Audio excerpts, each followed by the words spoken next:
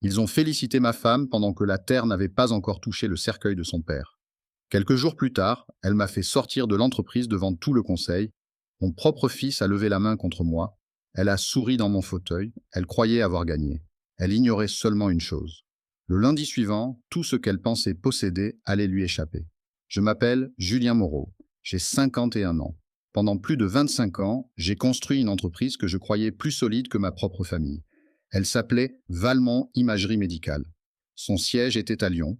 Nous fabriquions des appareils pour les hôpitaux, des machines lourdes, des systèmes d'imagerie, des outils que personne ne remarque quand tout va bien, mais que tout le monde réclame quand une vie dépend d'un diagnostic rapide. Au départ, cette société appartenait à mon beau-père, Henri Lemaire, un homme dur, silencieux, rarement tendre, mais juste. Il avait fondé Valmont dans un petit atelier près de Grenoble. Il disait toujours que la médecine avait besoin de précision, pas de promesses, pas de belles affiches, pas de discours, de la précision. Quand j'ai épousé sa fille, Claire, je n'étais pas riche. J'étais ingénieur, je travaillais trop, je dormais peu, et je croyais que le talent suffisait pour survivre dans le monde des affaires. Henri a vu quelque chose en moi, je ne sais toujours pas quoi. Peut-être ma fatigue, peut-être mon entêtement, ou peut-être cette manière que j'avais de réparer les problèmes au lieu d'en parler pendant des heures. Il m'a confié une première ligne de production, puis un service entier, puis les négociations les plus sensibles. Quand l'entreprise a failli s'effondrer, je n'ai pas seulement aidé, j'ai tout repris à zéro. Les fournisseurs, les contrats, les coûts, les délais, les méthodes de fabrication. J'ai travaillé des nuits entières dans l'usine. J'ai discuté avec des banques qui nous regardaient comme une entreprise déjà morte. J'ai pris des risques que personne ne voulait prendre. Henri disait que j'avais sauvé Valmont. Moi, je disais que j'avais simplement fait ce qu'il fallait. Claire, elle, racontait une autre histoire. Dans sa version, elle avait soutenu l'entreprise familiale. Elle parlait de vision, d'image, de stratégie, elle dirigeait la communication.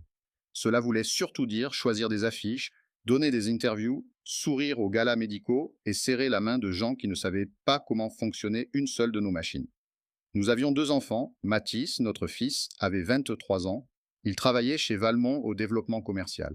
C'était l'idée de son grand-père, pas la mienne. Je le trouvais encore trop jeune, trop influençable, trop heureux d'être applaudi dans une salle pleine de gens importants. Ma fille, Élise, avait 20 ans. Elle étudiait le journalisme à Lille. Elle parlait peu, elle observait beaucoup, elle avait cette qualité rare, elle voyait les choses que les adultes préféraient cacher. L'enterrement d'Henri a eu lieu un jeudi gris, dans une grande église de Lyon, une église froide, trop belle pour être intime. Claire avait organisé la cérémonie comme un lancement de produit. Tout était parfait. Les fleurs blanches, les musiciens, les places réservées, les discours imprimés sur un papier épais. Elle portait un tailleur noir, des perles discrètes et ce visage qu'elle prenait quand elle voulait paraître digne. Pas triste, digne.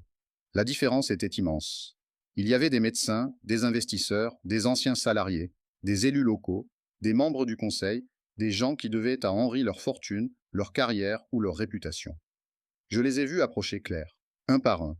Ils lui prenaient la main, ils baissaient la voix. Et certains la félicitaient déjà. Pas directement, ils étaient trop prudents pour cela. Mais leurs mots étaient clairs. Ils parlaient d'avenir, de continuité, de leadership. L'un d'eux lui a murmuré que Henri aurait été fier de la voir reprendre le flambeau. Le cercueil n'était même pas encore sorti de l'église. Claire a souri. Un petit sourire, très propre, très maîtrisé. Le même sourire qu'elle utilisait quand elle voulait convaincre une salle qu'elle venait d'avoir une idée brillante. Mon nom n'était pas dans le programme. Ma place n'était pas au premier rang. Le premier rang était pour Claire, Mathis et le président du conseil.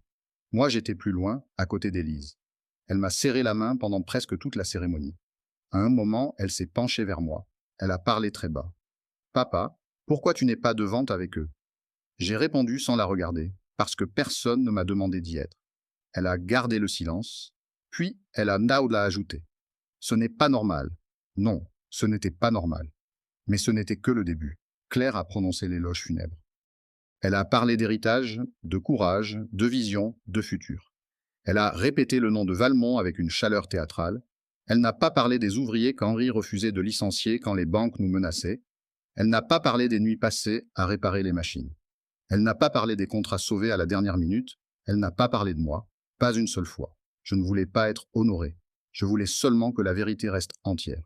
Mais ce jour-là, j'ai compris que Claire ne voulait pas hériter d'une entreprise. Elle voulait réécrire l'histoire. Après la cérémonie, les invités se sont regroupés devant l'église. La pluie fine tombait sur les manteaux noirs. Le bois du cercueil brillait sous les gouttes. Claire se tenait au centre, comme si tout tournait autour d'elle. Mathis était près d'elle. Il serrait des mains, il inclinait la tête, il jouait déjà le rôle du fils destiné à reprendre le pouvoir. Élise était restée avec moi. Elle regardait sa mère, puis son frère, puis les membres du conseil. Papa, a-t-elle murmuré, qu'est-ce qui se passe vraiment? J'ai pris une longue inspiration. Rien encore. Elle m'a fixé avec ses yeux clairs, ceux qui ne pardonnaient pas les mensonges. Alors pourquoi j'ai l'impression que tout le monde attend que tu disparaisses? Je n'ai pas répondu tout de suite. Parce qu'elle avait raison, enfin, j'ai dit.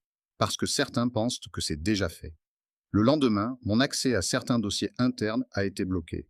On m'a parlé d'un problème technique. Le lundi suivant, mes réunions ont été déplacées sans m'avertir. Le mardi, des courriels importants ne m'étaient plus envoyés. Le mercredi, mon badge a fonctionné à l'entrée du bâtiment, mais pas à l'étage de direction. À l'accueil, une agente de sécurité que je connaissais depuis des années a baissé les yeux. Monsieur Moreau, je suis désolé. Il y a une restriction temporaire sur vos accès. Temporaire. Ce mot était presque élégant. Il permettait de salir quelqu'un sans avoir l'air brutal. Je lui ai demandé depuis quand, elle en a répondu. Depuis ce matin, puis elle en a ajouté. On m'a dit que c'était pendant la transition vers quoi? Elle n'a pas répondu, elle n'avait pas besoin de le faire. Je suis monté avec elle. Dans l'ascenseur, le silence était si lourd qu'on entendait le câble vibrer derrière les parois. Quand les portes se sont ouvertes, j'ai vu mon bureau. La porte était grande ouverte. 2 personnes rangeaient mes dossiers dans des cartons, une femme des ressources humaines et l'assistant personnel de Claire. Ils ont sursauté en me voyant. Je suis entré calmement. Ces dossiers ne sont pas des copies, ai-je dit. Ce sont les originaux, les contrats fournisseurs, les notes de conception, les accords de production. L'assistant a souri d'un air gêné. Madame Moreau souhaite centraliser les documents de direction. Madame Moreau. Pas Claire. Madame Moreau. J'ai compris à cet instant que ma femme ne me chassait pas seulement de l'entreprise. Elle me retirait aussi mon nom, ma place, mon histoire. Je me suis approché de mon bureau, j'ai pris une photo encadrée. Élise, le jour de son diplôme de lycée. Elle riait. Je venais de lui dire quelque chose d'idiot, je ne me souvenais plus quoi. Mais je me souvenais de son rire. J'ai mis la photo dans ma mallette, puis j'ai dit « Le reste peut attendre ». Le lendemain, ma place de parking avait changé. Pendant des années, j'avais eu la même place. Proche de l'entrée, pratique pour les départs tardifs. Ce matin-là, une voiture était garée à ma place. Un panneau neuf portait le nom de Claire. Mon nouveau stationnement était au dernier niveau, là où les néons tremblaient, là où l'ascenseur était presque toujours en panne. Je n'ai pas protesté. Je suis descendu par les escaliers, marche après marche, avec une étrange tranquillité. Le vendredi, mon badge n'existait plus dans le système. Un jeune agent que je ne connaissais pas m'a demandé de signer le registre des visiteurs. J'ai regardé le stylo, puis la feuille, puis le hall de l'entreprise que j'avais sauvé, et j'ai signé. Visiteur. Voilà donc ce que j'étais devenu. Le lundi suivant, Claire a convoqué le conseil. On m'a demandé de venir, pas comme associé, pas comme dirigeant, comme un problème à régler. Je suis arrivé en costume sombre, pas pour impressionner, pour me rappeler qui j'étais. Dans la salle de réunion, tout le monde était déjà là. Claire était assise à la place principale. Ma place. Mathis était à sa droite. Il ne me regardait pas. Le président du conseil m'a invité à m'asseoir d'une voix douce. Cette voix qu'on utilise quand la décision est déjà prise. Julien, a-t-il commencé, nous reconnaissons tout ce que vous avez apporté à Valmont. Apporté. Au passé. C'est toujours comme cela que commencent les trahisons propres. Il a continué. Dans le cadre de la nouvelle orientation voulue par Claire, le conseil a décidé de mettre fin à vos fonctions. Avec effet immédiat. Personne ne respirait. J'ai regardé Claire, puis Mathis. Mon fils avait les mains croisées devant lui. Il semblait mal à l'aise, mais il n'a rien dit. Quand le vote a été confirmé, il a levé la main avec les autres, mon propre fils. Claire, elle, attendait ma réaction. Elle voulait la colère, ou la honte, ou une supplication. Je lui ai donné autre chose. J'ai souri, très légèrement, puis j'ai dit « Je comprends. Merci pour cette décision ». La salle s'est figée, Claire a cligné des yeux, le président du conseil a toussé. Il y a des indemnités, a-t-il ajouté. Très généreuse.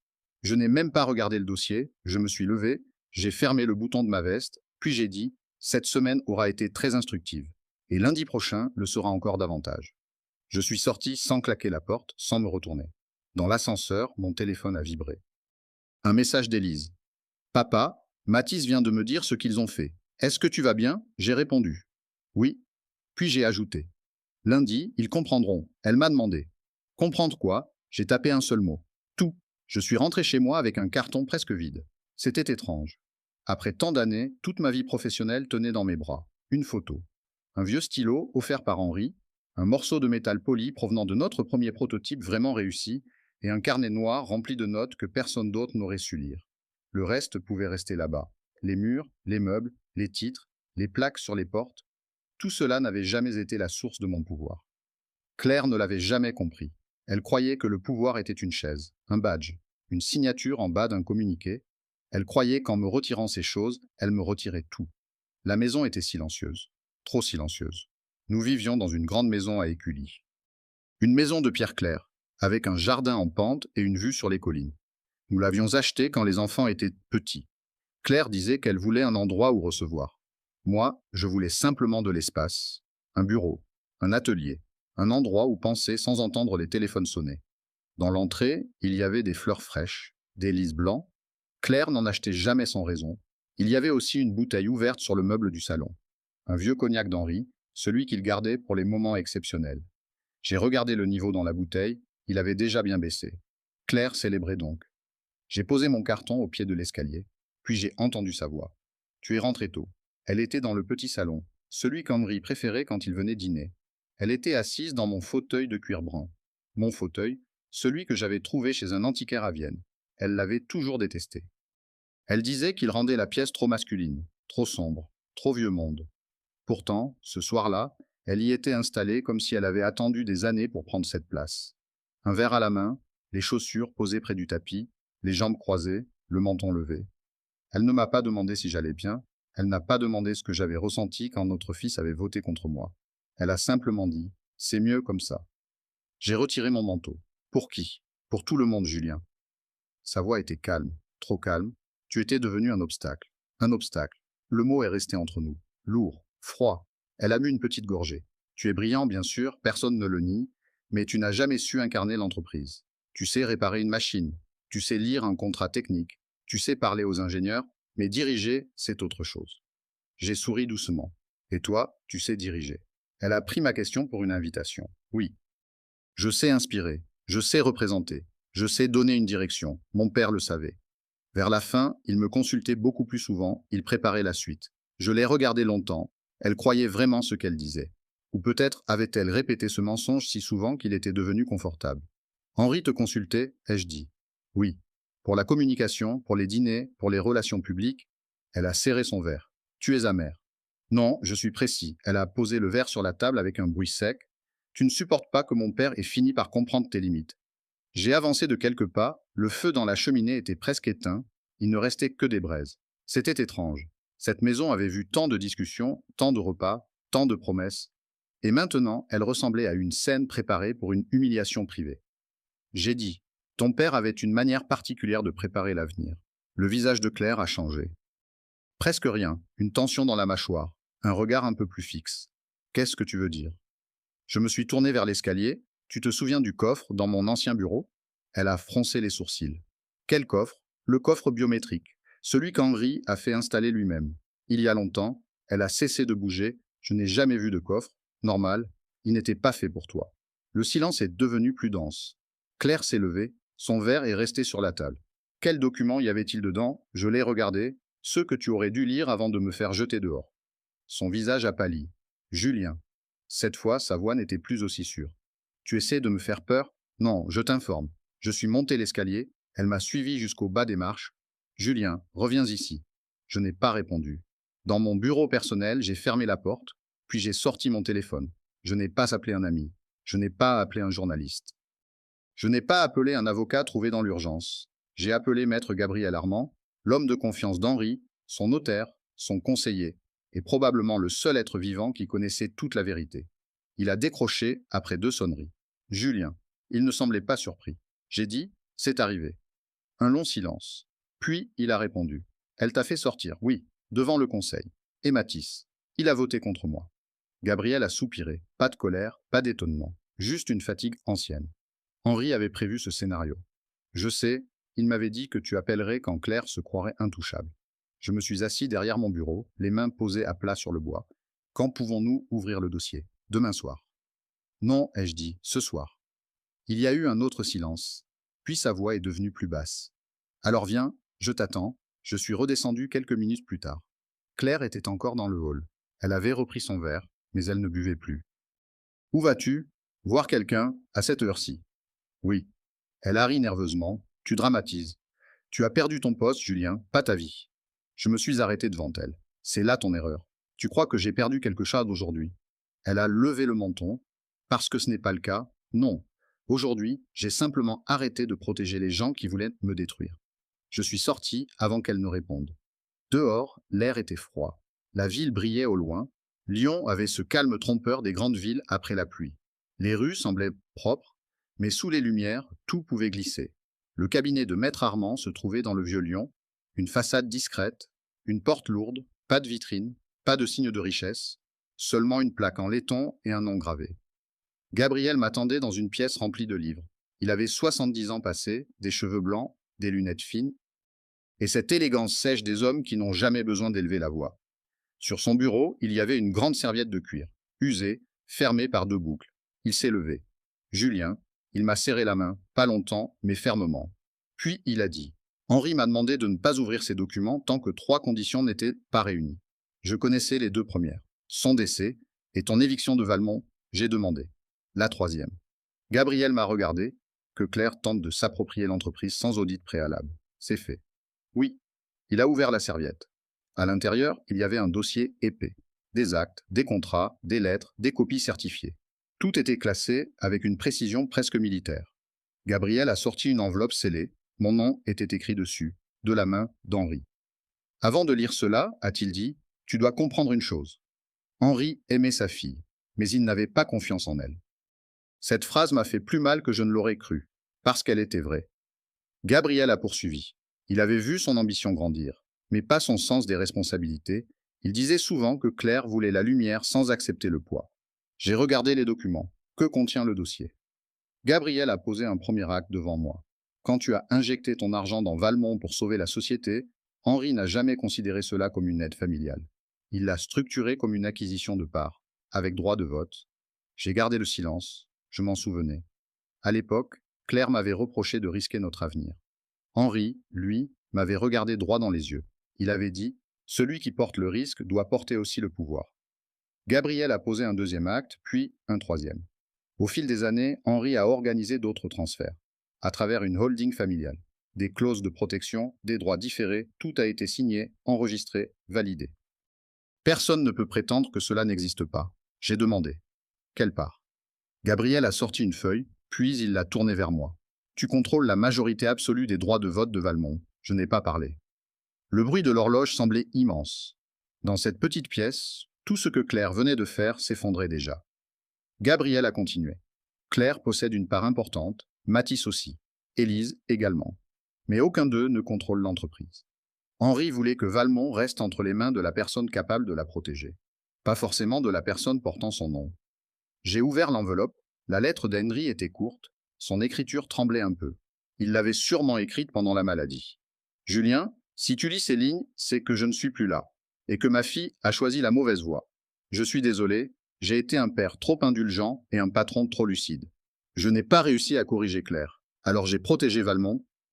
Ne laisse personne transformer notre travail en trophée, pas même mon sang. Henri. J'ai relu la dernière phrase, pas même mon sang. Gabriel m'a laissé le temps. Puis il a dit « Nous pouvons convoquer une assemblée extraordinaire dès lundi matin. Le règlement interne le permet, si le détenteur majoritaire des droits de vote l'exige. Ils vont contester, bien sûr. Ils vont crier, ils vont menacer, ils vont appeler cela une trahison. Mais les documents sont solides. J'ai replié la lettre. Non, ils appelleront cela une trahison parce qu'ils pensaient être les seuls à pouvoir trahir. » Gabriel a presque souri. Henri disait que tu avais le défaut des hommes patients, j'ai demandé. Lequel? Il a répondu. Quand tu décides enfin d'agir, il est déjà trop tard pour t'arrêter. Je suis sorti du cabinet après minuit. Dans la rue, les pavés luisaient sous les lampadaires. Mon téléphone a vibré. Un message d'Élise. Papa, maman est furieuse. Elle dit que tu joues à un jeu dangereux. J'ai répondu. Non. Le jeu est terminé. Elle a écrit. Et maintenant, j'ai regardé la ville, puis j'ai tapé. Maintenant, on remet les choses à leur place. Le lundi matin, le courrier est parti avant même que Claire n'arrive au siège. Maître Armand avait tout préparé, une notification officielle, des copies certifiées, des annexes, des preuves de détention, des extraits des statuts de Valmont. Chaque membre du conseil a reçu le même dossier, à la même heure, par messagerie sécurisée, puis en version papier, remise en main propre, avec signature obligatoire. Le sujet était simple. Convocation immédiate d'une assemblée extraordinaire. Motif, révision de la gouvernance, contrôle des droits de vote, suspension des nominations récentes. Je n'étais pas dans le bâtiment quand le premier message est arrivé. Je voulais leur laisser quelques minutes, le temps de relire, le temps de comprendre, le temps de sentir la panique remplacer l'arrogance.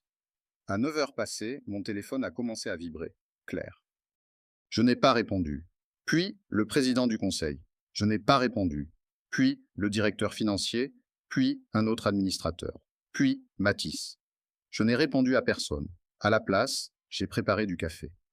Je me suis assis dans la cuisine, la maison était vide. Claire était partie très tôt, sans me parler, sans même laisser une tasse dans l'évier. Elle avait toujours cru que le silence pouvait humilier. Ce matin-là, il m'a simplement reposé. À 9h30, Élise m'a appelé. Sa voix était tendue. « Papa, Mathis est devant ma résidence. Il dit que tu veux voler l'entreprise de grand-père. » Je ferme les yeux un instant, bien sûr. Claire avait envoyé notre fils. Ou plutôt, elle lui avait donné une version assez tordue pour qu'il vienne tout seul. « Élise, ai-je dit doucement, je ne vole rien. Je récupère ce qui a été organisé par Henri. » Elle est restée silencieuse. Puis, elle a demandé. Pourquoi personne ne le savait? Parce que ton grand-père avait compris que certaines vérités doivent dormir jusqu'au jour où elles deviennent nécessaires. Mathis dit que maman pleure. Je n'ai pas répondu tout de suite. Ce n'était pas que je ne ressentais rien, c'était pire. Je ressentais trop. La fatigue, la colère, la honte de notre famille exposée, et au fond, une immense tristesse. Claire n'avait pas seulement trahi un mari, elle avait forcé ses enfants à choisir un camp dans une guerre qu'elle avait créée. J'ai dit, ne laisse personne t'obliger à parler contre ta conscience, même pas moi. Élise a soufflé. Je sais, puis elle a ajouté.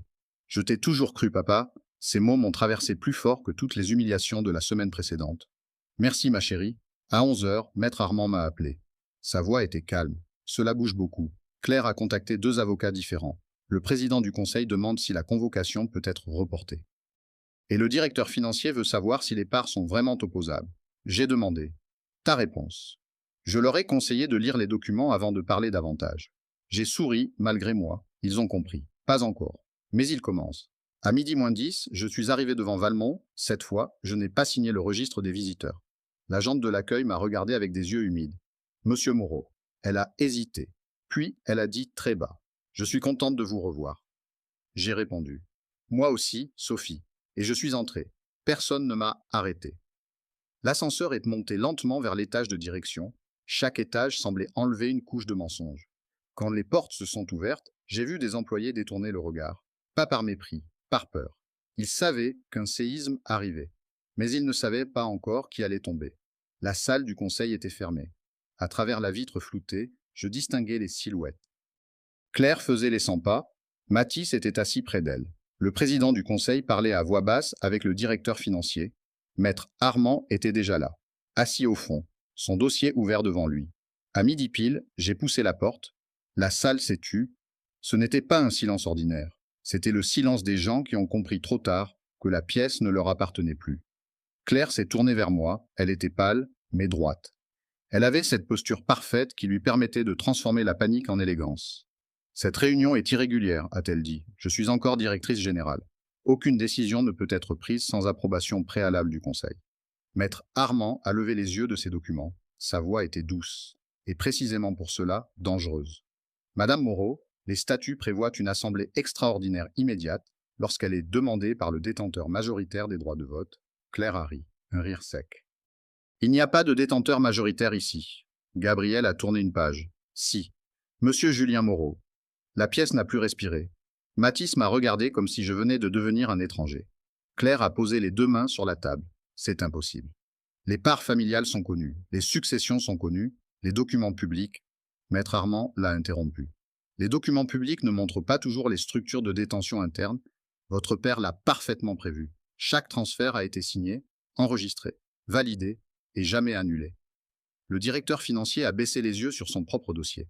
Il savait déjà, je l'ai vu à son visage, il n'aimait peut-être pas Claire, mais il aimait surtout sa carrière. Et ce genre d'homme reconnaît très vite la direction du vent. Claire s'est tournée vers lui. « Dis quelque chose ?» Il a avalé sa salive. Les documents semblent complets. Semblent. Sa voix tremblait. Maître Armand a corrigé. Ils sont complets. Claire a regardé Mathis. Puis moi, puis les autres. En quelques secondes, elle a compris que la salle changeait de propriétaire sous ses pieds. Je n'ai pas élevé la voix. Ce n'était pas nécessaire. Nous allons voter la suspension immédiate des nominations décidées depuis le décès d'Henri, puis la révocation de la direction actuelle, puis la nomination d'une direction provisoire. Claire a frappé la table. Tu ne peux pas faire ça, je peux. Et je vais le faire. Mathis s'est levé brusquement. Papa, arrête. Ce mot m'a touché. Papa. Il ne l'avait pas utilisé dans la salle quand il avait voté contre moi. Je l'ai regardé. Assieds-toi, Mathis. Il est resté debout. Maman dit que grand-père voulait qu'elle dirige. Maman dit beaucoup de choses. Son visage s'est crispé. Tu nous punis. Non, je vous montre les conséquences. Avant de continuer cette histoire, permettez-moi une petite pause. Si ce récit vous touche, votre soutien compte vraiment. Vous pouvez vous abonner à la chaîne et laisser un j'aime. Cela aide notre équipe à continuer à raconter des histoires fortes, humaines et pleines de vérité. Merci du fond du cœur pour chaque geste. La réunion a repris dans un calme glacial. Maître Armand a demandé le vote. Un par un, les membres du conseil ont levé la main, pas par courage, par calcul. La veille, ces mêmes personnes avaient validé mon éviction. Ce jour-là, elles validaient celle de Claire. Le président du conseil a hésité le plus longtemps. Puis, il a levé la main à son tour. Claire a reculé d'un pas, comme si une porte invisible venait de se fermer devant elle. Maître Armand a noté le résultat. La motion est adoptée à l'unanimité. Madame Claire Moreau est révoquée de ses fonctions de directrice générale avec effet immédiat. Toutes les nominations récentes sont suspendues. Le Conseil reconnaît M. Julien Moreau comme président exécutif provisoire dans l'attente de la formalisation définitive. Provisoire. Le mot était poli, mais tout le monde avait compris. Ce n'était pas provisoire, c'était terminé. Claire m'a fixé, ses yeux brillaient, pas de larmes, de rage. Tu as préparé ça depuis le début? Non, Henri l'a préparé. Moi, j'ai attendu que tu prouves qu'il avait raison. Elle a pris son sac, lentement, très lentement, comme si chaque geste devait sauver ce qui restait de sa dignité. En passant près de moi, elle a murmuré. Tu vas le regretter. J'ai répondu assez bas pour qu'elle seule entende. Je regrette déjà d'avoir attendu aussi longtemps. Mathis l'a suivi. Mais avant de sortir, il s'est retourné. Ses yeux n'étaient plus arrogants, ils étaient perdus. Il voulait que je lui dise que tout allait s'arranger. Je ne l'ai pas fait. Certaines blessures doivent d'abord devenir réelles. Quand la porte s'est refermée, personne n'a parlé. Je suis resté debout au bout de la table, à la place que Claire venait de perdre. Puis, j'ai dit, à partir d'aujourd'hui, nous faisons un audit complet, financier, juridique, opérationnel. Chaque contrat signé depuis la maladie d'Henri sera revu, chaque dépense inhabituelle sera justifiée, chaque faveur accordée sera documentée. Le directeur financier a pâli. C'est là que j'ai su. Il y avait plus, beaucoup plus. La révocation de Claire n'était que la première porte. Derrière, il y avait une autre pièce, plus sombre, et quelqu'un avait déjà commencé à trembler. Ce soir-là, la nouvelle a circulé partout, d'abord dans les couloirs, puis dans les messages privés, puis dans les médias économiques, une héritière évincée, un gendre devenu propriétaire majoritaire, une entreprise familiale retournée contre celle qui pensait la contrôler. Les titres étaient propres, mais la réalité était sale. Claire m'a envoyé un message tard dans la nuit. Une seule phrase, ce n'est pas fini. Je l'ai lu 2 fois, puis je l'ai effacé. Parce qu'elle avait raison, ce n'était pas fini. Mais pour la première fois depuis longtemps, ce n'était plus elle qui décidait de la suite. Le lendemain matin, je suis arrivé avant tout le monde. Pas parce que je voulais montrer mon autorité, mais parce que les bâtiments disent la vérité quand ils sont vides. À l'aube, Valmont n'avait pas encore son masque, pas de téléphone, pas de réunion, pas de sourire prudent dans les couloirs. Seulement le ronronnement des serveurs, l'odeur du café des agents de nuit et cette lumière bleue sur les machines de démonstration dans le hall. Je suis monté dans l'ancien bureau d'Henri. Mon bureau désormais. La plaque avait été changée trop vite, cela m'a presque gêné. Je n'avais jamais voulu remplacer Henri. Je voulais seulement empêcher Claire de transformer son œuvre en décor. Sur le bureau, Maître Armand avait laissé plusieurs dossiers. Audit financier, contrat de conseil, dépenses exceptionnelles, mouvements suspects. Chaque chemise avait une couleur différente. Chaque couleur annonçait un problème. Je n'avais pas encore ouvert la première que Sophie, de l'accueil, m'a appelé. Monsieur Moreau, le directeur financier est déjà là, il demande à vous voir. Sa voix tremblait. Fais-le monter. Quelques minutes plus tard, Olivier Renaud est entré. Il portait le même costume bleu que la veille. Mais il semblait avoir vieilli pendant la nuit. Ses yeux étaient rouges, sa cravate mal nouée. Il tenait une enveloppe contre lui comme un homme qui porte une faute trop lourde. Je lui ai montré la chaise en face de moi. Il ne s'est pas assis. Monsieur Moreau, j'aurais dû venir plus tôt. Oui, il a avalé difficilement. Claire m'a demandé de valider certaines opérations. Elle disait que c'était temporaire, que c'était pour préparer la transition, que tout serait régularisé après la succession. Quelles opérations? Il a posé l'enveloppe sur le bureau, des transferts depuis le fonds d'épargne salariale. Je n'ai pas bougé, répète. Il a baissé les yeux, une partie des réserves destinées aux salariés a été déplacée vers un compte interne, puis vers des cabinets de conseil. Des cabinets choisis par Claire. J'ai ouvert l'enveloppe, les relevés étaient là, les virements, les dates écrites en toutes lettres, les montants, les noms. L'un d'eux revenait souvent, Aster Conseil. Je connaissais ce nom. Claire l'avait présenté au conseil comme un cabinet spécialisé dans l'image des entreprises médicales, une structure élégante, discrète, basée à Annecy, très chère et visiblement très utile à Claire. J'ai demandé « Qui est derrière Aster Conseil ?» Olivier a fermé les yeux, je ne l'ai découvert que cette nuit, un homme nommé Paul Deveau. J'ai senti quelque chose se resserrer dans ma poitrine. Paul Deveau.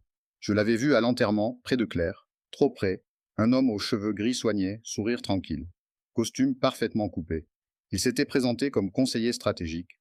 Je me souvenais surtout de sa main posée un peu trop longtemps dans le dos de ma femme. Olivier a continué.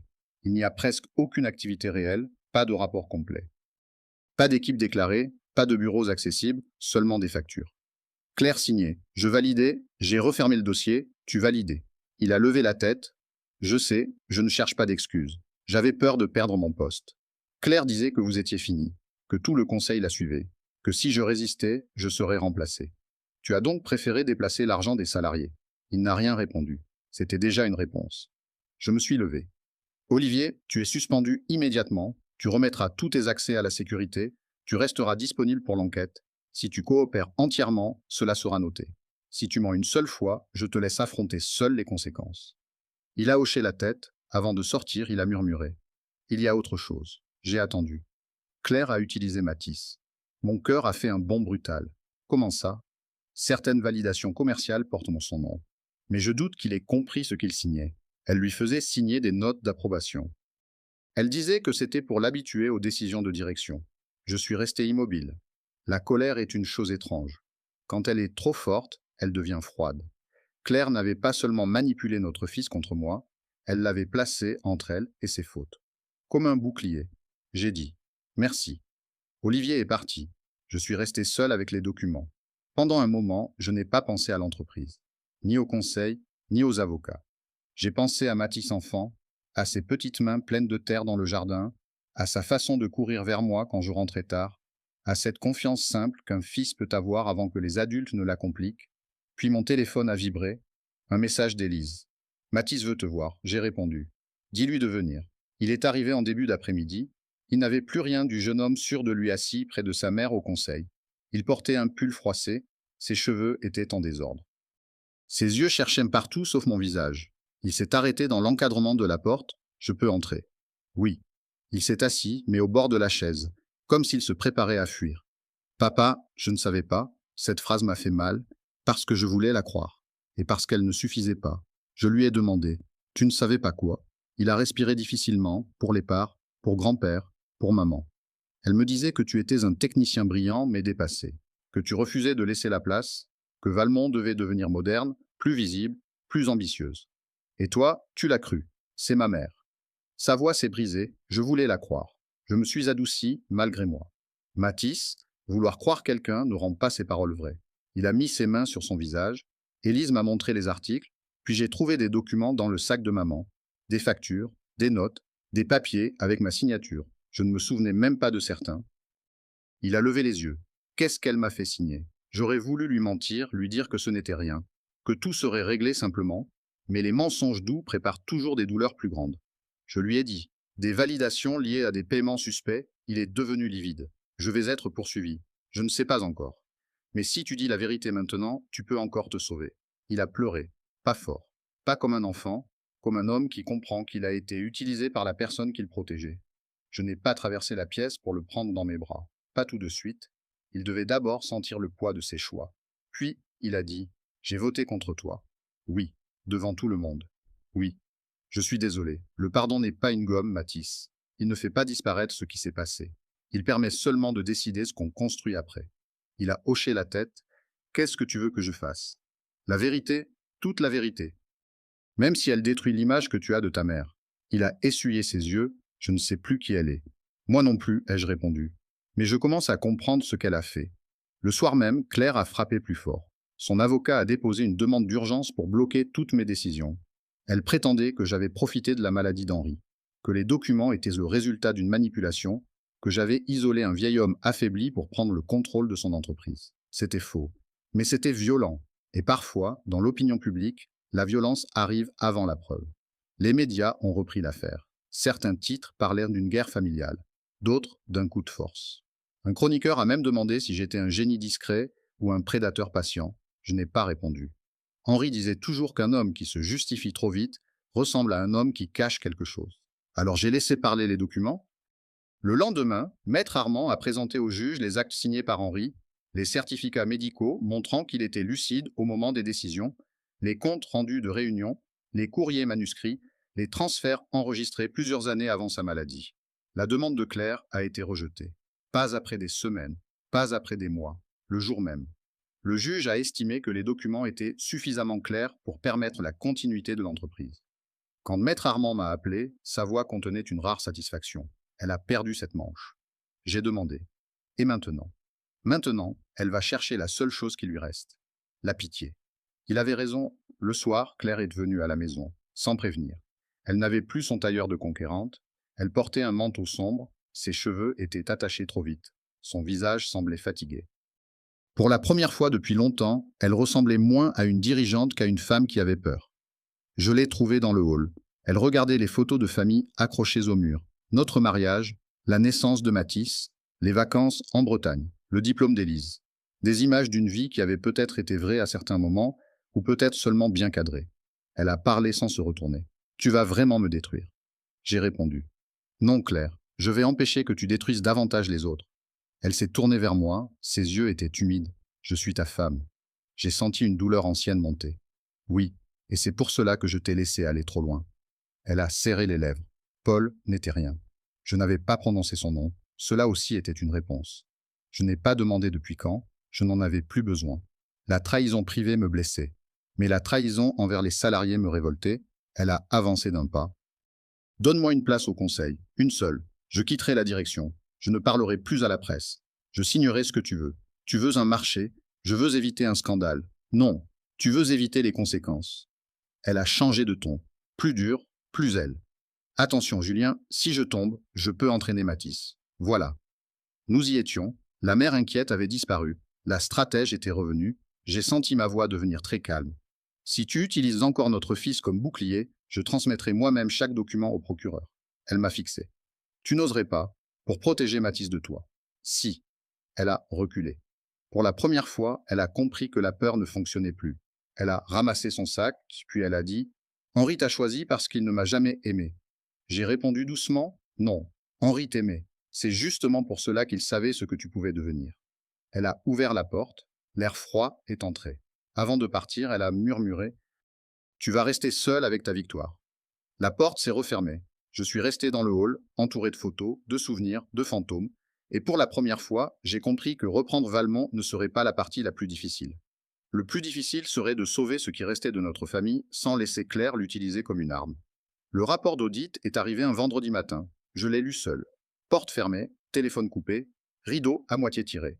Chaque page pesait plus lourd que la précédente.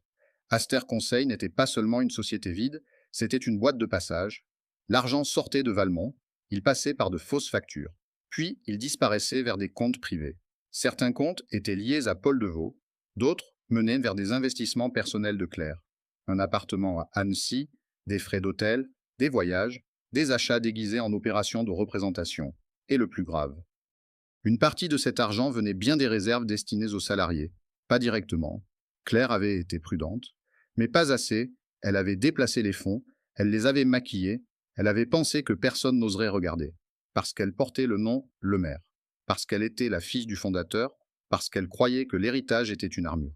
Maître Armand est arrivé peu avant midi. Il a posé son manteau, puis il m'a demandé « Tu es prêt ?»« Non, mais il faut le faire. » Il a hoché la tête.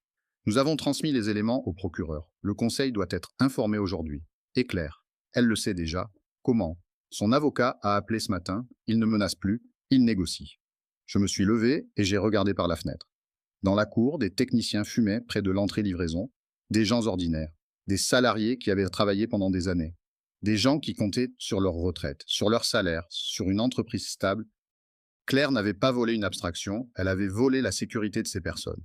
C'est cela qui a effacé le reste de mes hésitations. L'après-midi, le conseil s'est réuni. Cette fois, personne ne plaisantait, personne ne regardait son téléphone.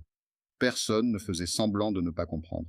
J'ai exposé les faits calmement, les virements, les faux contrats, le rôle de Paul, les signatures de Claire, les validations d'Olivier, les documents que Mathis avait signés sans comprendre.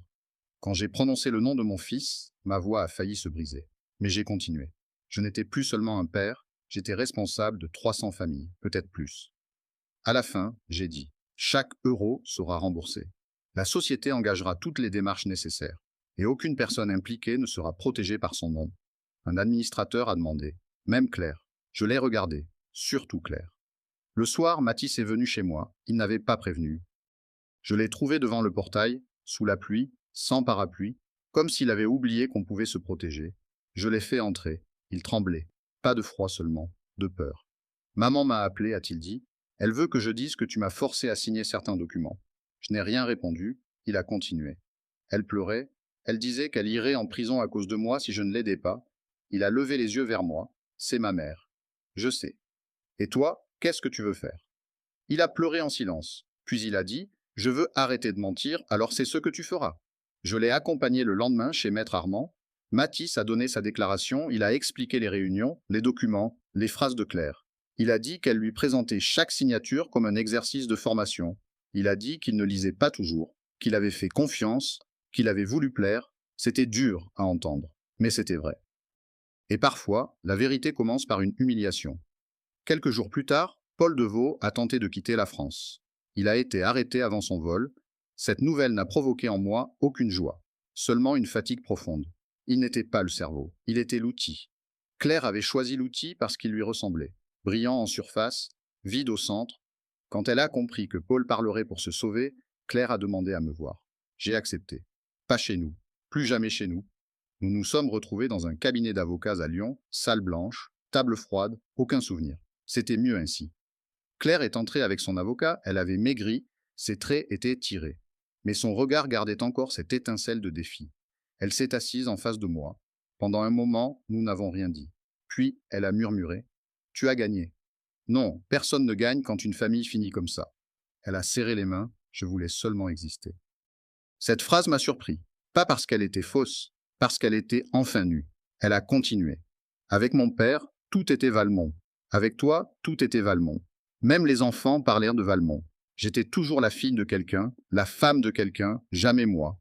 J'ai répondu doucement, alors tu as décidé de prendre ce que tu n'avais pas construit.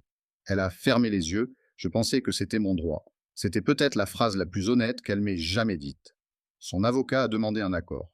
Remboursement partiel, abandon de toute fonction, cession de certains droits de vote, déclaration publique limitée, coopération complète avec l'enquête. En échange, Valmont ne chercherait pas à l'écraser davantage que la loi ne le ferait déjà. Je n'ai pas signé tout de suite. J'ai pensé à Henri, à sa lettre, à Élise, à Mathis, aux salariés. Puis j'ai signé. Pas pour sauver Claire, pour fermer la porte. Le mois suivant, Valmont a remboursé intégralement les réserves des salariés.